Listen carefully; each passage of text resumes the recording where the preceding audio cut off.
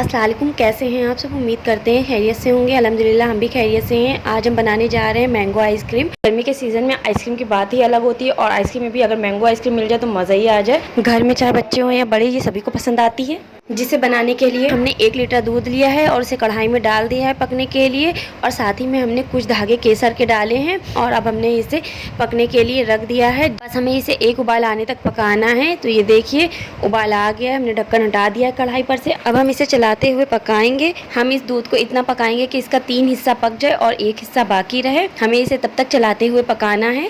ये देखिए दूध को हमने चलाते हुए अच्छे से पका लिया है। ये देखिए कि इसका 3 हिस्सा पक गया है, अब बस 1 हिस्सा ही बाकी है। अब हम यहाँ पर गैस को ऑफ कर देंगे। हमने यहाँ पर 2 आम लिए हैं और जो आम का ऊपर का हिस्सा होता है उसे हम काट देंगे। देखिए हमने यहाँ पर दोनों आम के सर उतार लिए हैं।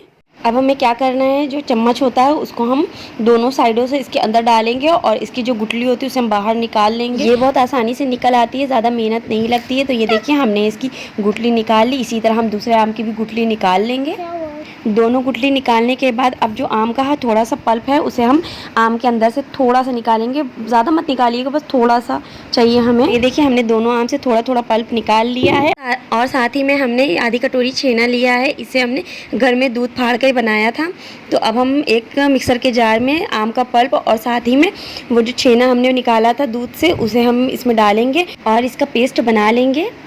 ये देखिए कुछ इस तरह हमें चाहिए। दूध भी यहाँ पर अच्छे से पक गया है और गाढ़ा हो गया है। अब हम इसके अंदर जो हमने पेस्ट बनाया था आम का और छेने का उसे हम इसमें डालकर अच्छे से मिक्स करेंगे।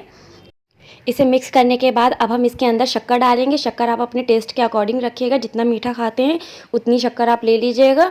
अब हम इन सभी चीज़ों को मिक्स करेंगे और बस हमें 2 मिनट तक पकाना है कि शक्कर अच्छे से मेल्ट हो जाए। तो ये देखिए यहाँ पर दूध आम के पल्प के साथ अच्छे से पक गया है, बस हमें इतना ही चाहिए। और जो शक्कर हमने डाली थी वो भी अच्छे से मेल्ट हो गई है। हम इसको गैस को ऑफ कर देंगे और हमें कुछ इस तरह की थिकनेस चाहिए, बस इतना ही हमको पकाना है। अब हम इसे उतार लेंगे। हमने यहाँ पर जो दूध की रबड़ी बनाई थी उसे हमने ठंडा कर लिया है और जो हमने आम पहले से ही तैयार करके रखे थे उस आम के अंदर हम इस रबड़ी को डालेंगे और पूरा भरिएगा नहीं, बस थोड़ा सा खाली रखिएगा। जब हम इसको फ्रीजर में लगाएंगे तो ये गिरे ना ऊपर से और ये जम जाए। तो ये देखिए हमने यहाँ पर सारी रबड़ी भर दिया आम के अंदर। हमने यहाँ पर एक आम भर के तैयार कर लिया है। अब हम इसी तरह दूसरा भी तैयार कर लेंगे और जो हमने इसका सर काटा था उसको हम इसी के ऊपर जोड़ देंगे। तो ये देखिए हमने इसको ओवरनाइट रखा था फ्रीजर के अंदर। अब हमने इसे बाहर निकाल लिया और ये देखिए कितने अच्छे से आइसक्रीम सेट हो गई है, कितने अच्छे से अंदर तक फिलिंग भरी हुई है। अब हम इसकी चमड़ी उतार देंगे। तो ये देखिए कुछ इस तरह हमने इसके छिलके उतार दिए हैं।